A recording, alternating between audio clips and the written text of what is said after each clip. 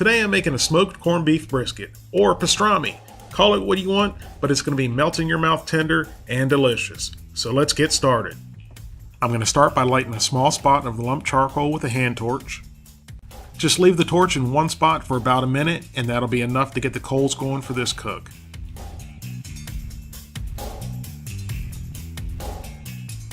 And now I'm going to add 2 chunks of cherry wood for the smoke. And if you don't have cherry wood, use apple, oak, or maple, just something mild.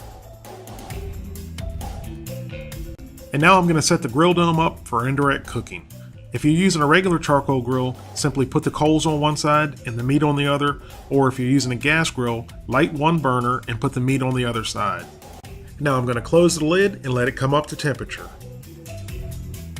Here I have a 3.5 pound piece of store-bought corned beef brisket. This one contains both the flat and the point, and the point is my favorite because it has the most fat, and fat equals flavor.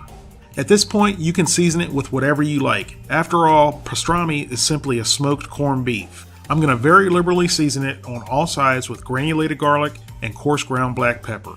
For a more traditional pastrami taste, use ground coriander as well. I'm not a big fan of coriander, so I'm not going to use it.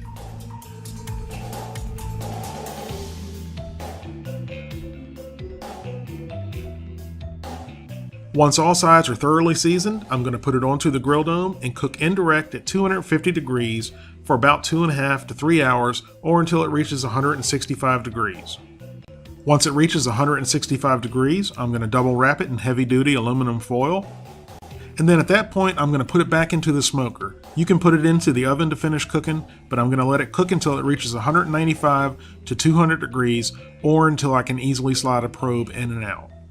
And once the pastrami is tender, I'm going to take it off the grill and let it rest for about an hour before slicing.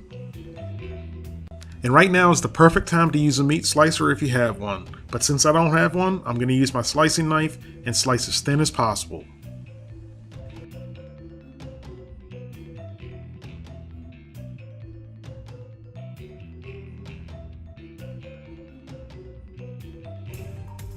Look at how moist and tender this is. Now try to continue slicing without eating all of it as you slice.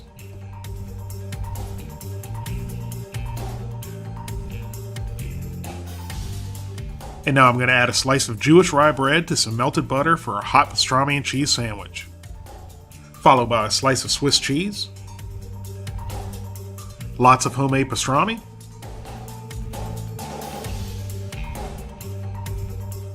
One more slice of Swiss cheese and one more slice of rye bread. Toast on both sides for about 2 minutes or until the cheese is nice and melted.